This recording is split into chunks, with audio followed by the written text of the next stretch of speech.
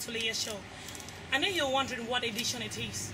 It's actually the 4th edition, or let's say the first edition in the year of greatness, the year 2014. It's nice to have you all back, connected to the Talk to Leah show, to listen to the great things that the Lord has for us through your host, Lum Irene Sanji, aka Leah, which also means the Lord is able. The last time we were here, we were actually talking about how to lose physical and spiritual weight, and the topic of our last edition was actually work out to knock out. Work out to knock out, knocking out the weight that has been hanging around, knocking out all the heaviness that's in your body, in your spirit, in your mind, and that has been holding you back from performing the best that the Lord has deposited inside of you.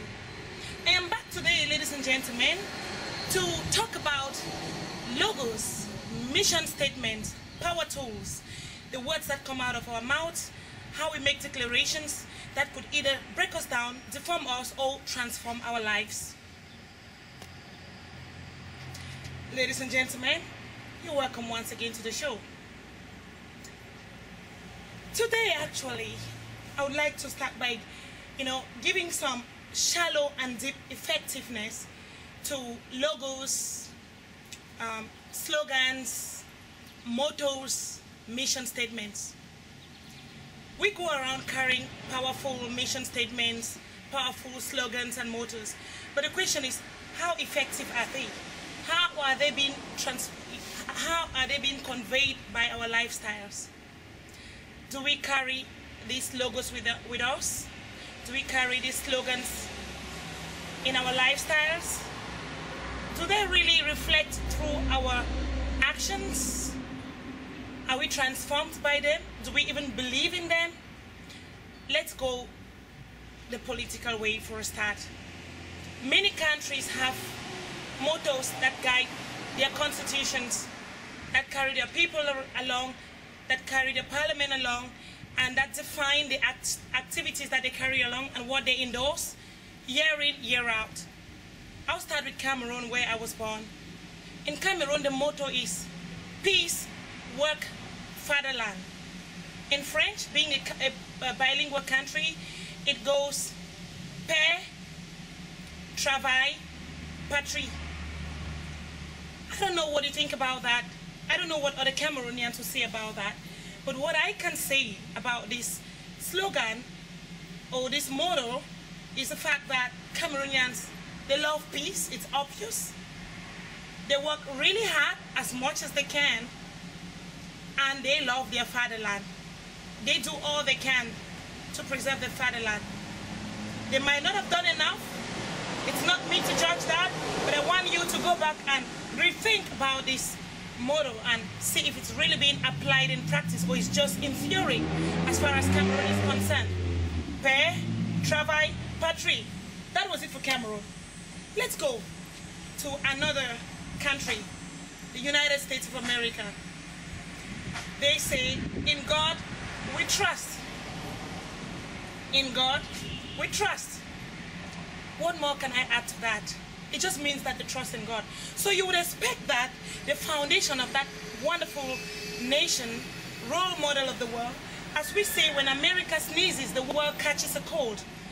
Lots of things, lots of political agendas are being set based on what America decides. But today, can we really say that all Americans trust in God? Well, it just depends on the foundation that the forefathers of America that came up with that coined that slogan, actually believed in. And I believe very seriously that if every American can actually sit back and say, in God I trust, and mean what they say, then truly God will be in charge of their lives. That's just a suggestion. It's a take it or leave it, but I believe that it was another country that was worth taking note of, worth mentioning. What would be the next?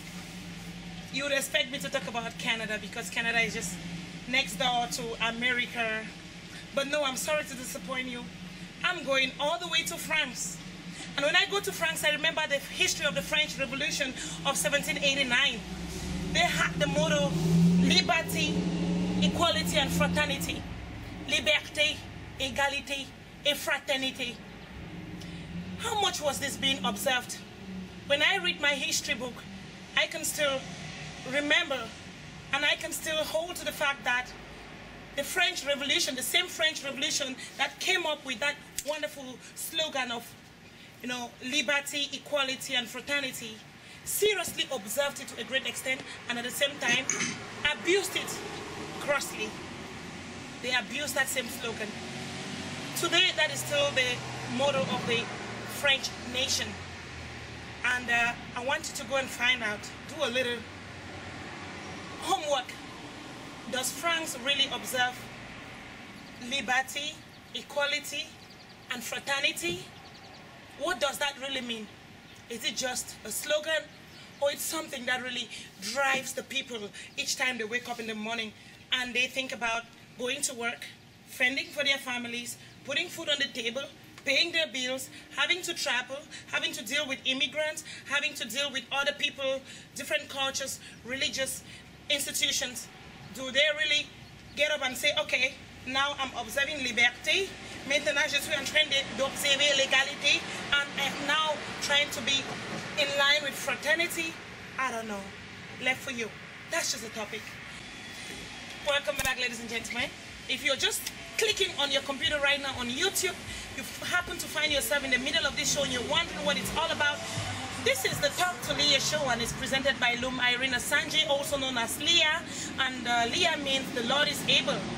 And the show is actually a media production from the media production department of the Talk to Leah Marriage and Family Enrichment Services, which is also my ministry, and that is where I'm coming from today, talking to you about logos, signs, mottos, slogans, and mission statements that guide many institutions, individuals, countries, and what of you? You surely have a slogan that you go by. You have a motto that guides your work. Or if you're a business, you have a mission statement. Do you follow that to the letter? It's left for us to find out more as we return to the political scene to talk about Nigeria, which was the next on our list. And we're going to be talking about the motto of Nigeria, which is unity and faith, peace and progress. All my life growing up, interacting with Nigerians from different tribes, I noticed one thing in common. They were business oriented, they're God-fearing, they're very smart, they always have an objective behind every action that they take. Do they love unity and faith? Do they love peace and progress? This is a very judgmental call, and I would like every individual to make that call for themselves. I won't be the one, but I would say I've had some observations, pretty interesting observations as far as Nigerians are concerned. And that's why it's very important for me to talk about unity and faith, peace and progress. They love to progress. They get up in the morning and they don't want to live in the same house in which they were born in. They don't want to have to be the same 2 years down the road. The means to achieving that is actually up to them. But does that have anything to do with the unity, faith, peace, and progress that has been preached by the motto of the Nigerian government? I don't know. Probably in their DNA, probably because of the fact that they grew up knowing that it's our motto. Maybe somebody educated them about that. I don't know.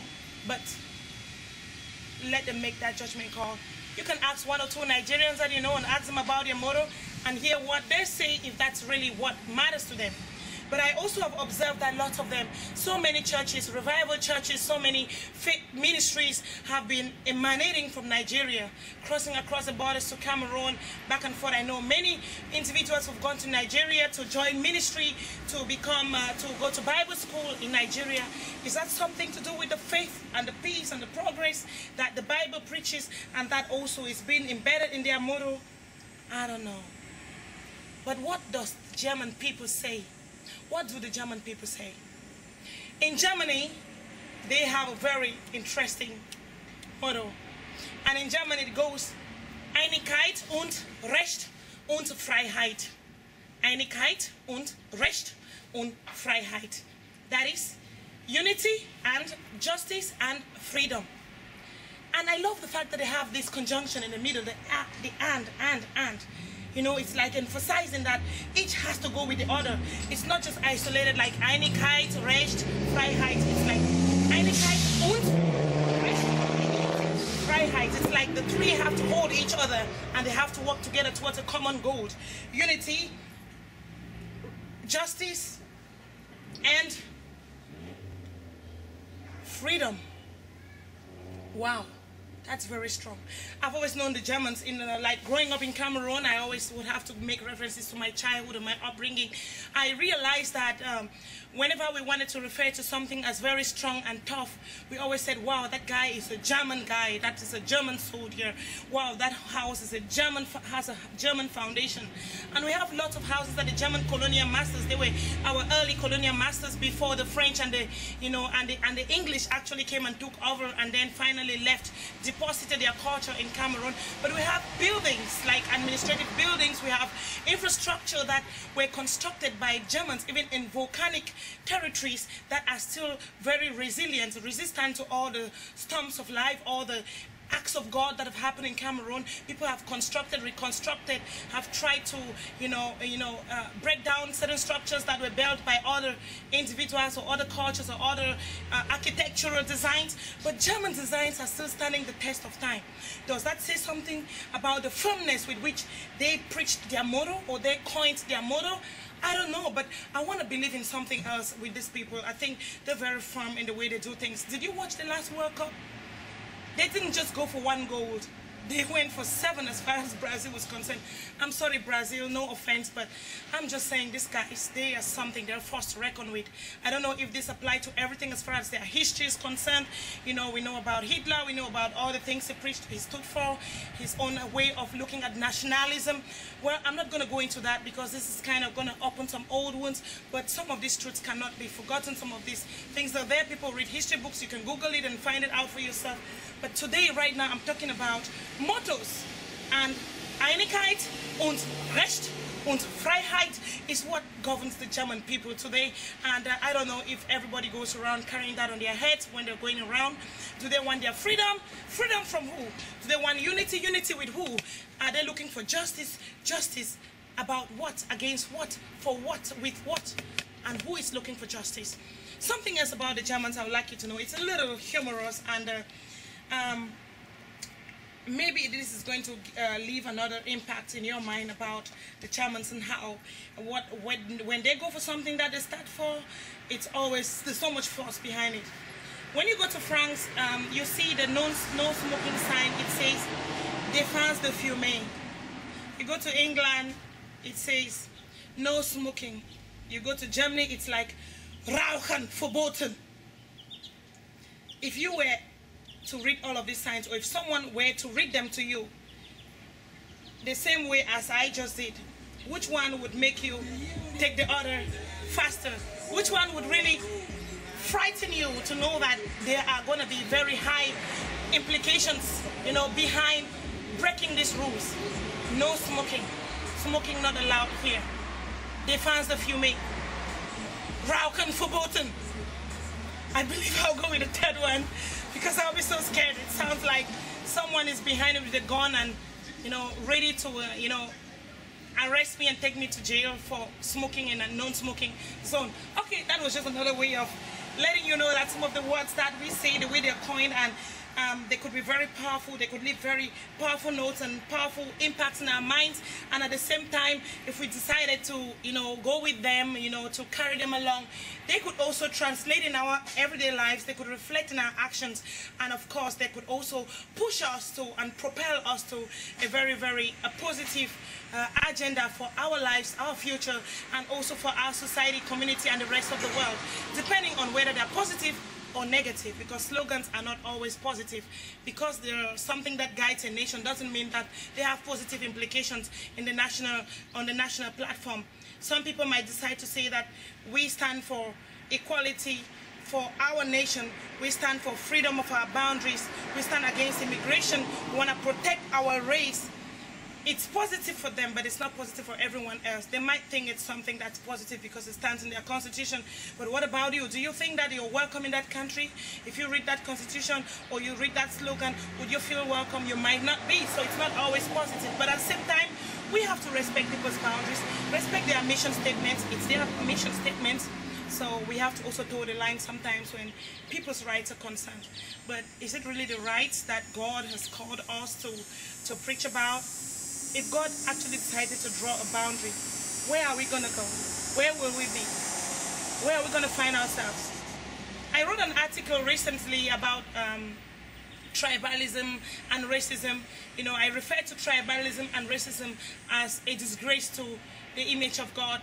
The reason why I made this reference was because God is an equal God. He's a God of justice. He loves everyone. He created us in his image. He made a variety of human beings, and he placed us in different time zones, different countries at different times. He wasn't selfish.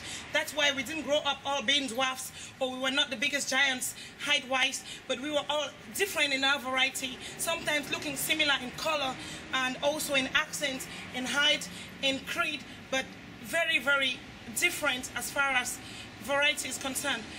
As far as God is concerned, we're all one. He sees us, he created us in his own image, and he wants us very much to respect that aspect of variety. If we could all pull it back to map towards his direction, then we'll realize that there's no reason to be racist or tribalistic or to be biased in the way we deal with other people who are not like us. Because if Jesus had decided to give salvation only to people who came from the Jewish tribe, lots of us will burn in hell. We will be so lost. We will not know the truth. We would not have known about the Bible, or it would have meant nothing to us. But here we are. We're so blessed by a wonderful God who loves us so much and has given us the freedom to choose. And of course, he gives us the freedom to choose the mottos and the slogans that we want to guide our lives. And that is why today we're talking about these slogans.